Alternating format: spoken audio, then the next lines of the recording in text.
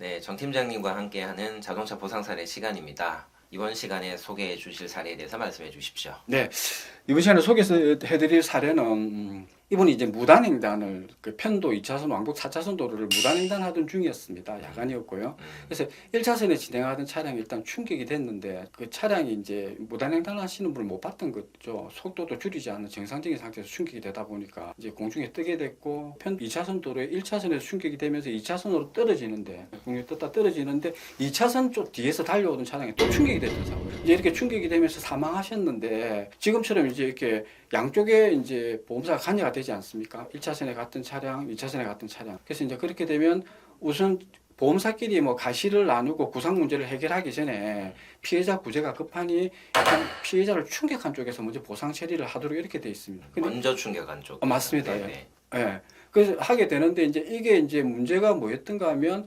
보험회사끼리 서로 이제 하기 싫었던 거죠. 이게 이제 사망의 원인이 우리 쪽보다 너희 쪽이 더 많다 해서 이제 이런 부분 갖고 이제 뭐 서로가 이제 좀 밀고 안 하고 있던 중이었고 이분은 이제 사망하기 전에 이제 병원에 입원을 하고 있던 중이었습니다. 그래서 한 두 달 정도 치료받던 중에 돌아가셨거든요. 치료받던 중에 지불 보증 문제라든가 보험사끼리 이제 이렇게 서로 이제 처리를 안 하려고 하는 모습에 이제 하관하셔서 저희들 쪽 일을 맡겨주셨고요. 이 사고의 쟁점은 이런 거죠.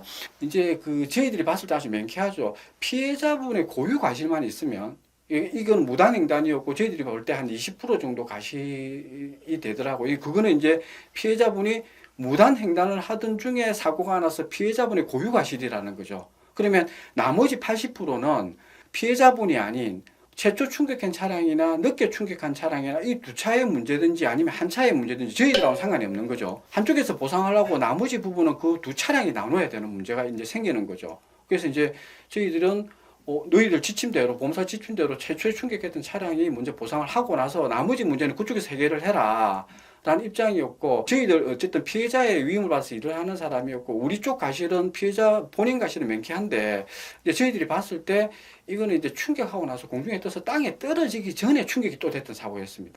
바꿔서 보면 2차로에 진행 중이었던 차량은 인지를 할 수가 없었죠.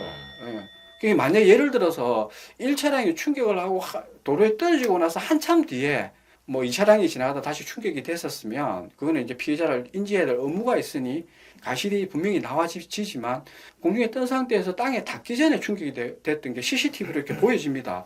그래서 저희들이 봤을 때는 이게 이제 1차량 쪽 가실이 1차로에서 진행했던 최초 충격 차량의 가실이 100%가 아닐까 라는 생각을 했고요. 어쨌든 이제 보험사끼리 이건 해결해야 될 문제였고, 그래서 저희들이 이제 저희들 피해자분한테 위임을 받아서 이제 행사비권도 생기죠. 행사비 문제라든가 아니면 보험사의 문제라든가 해서 저희들이 이제 마무리를 해드렸던 건이었습니다. 이런 사고 같은 경우에 두 번째 충격한 차량 가해 운전자 같은 경우에는 저희가 이제 민사적인 보상 부분뿐만 아니라 형사 사건들도 많이 처리하고 있는데 이런 분들은 사실 무죄 주장을 요즘 많이 합니다. 무죄 주장 많이 하고 실제로 문제가 많이 나옵니다. 그래서 이제 사고가 발생했을 때 이거 내가 도저히 예상을 할 수 없었다라고 생각이 드신다고 하면 경찰 조사 단계 때부터 변호사 선임하셔서 잘 대응하시면 좋겠습니다. 오늘 소개해 주신 사례 재밌었습니다. 감사합니다.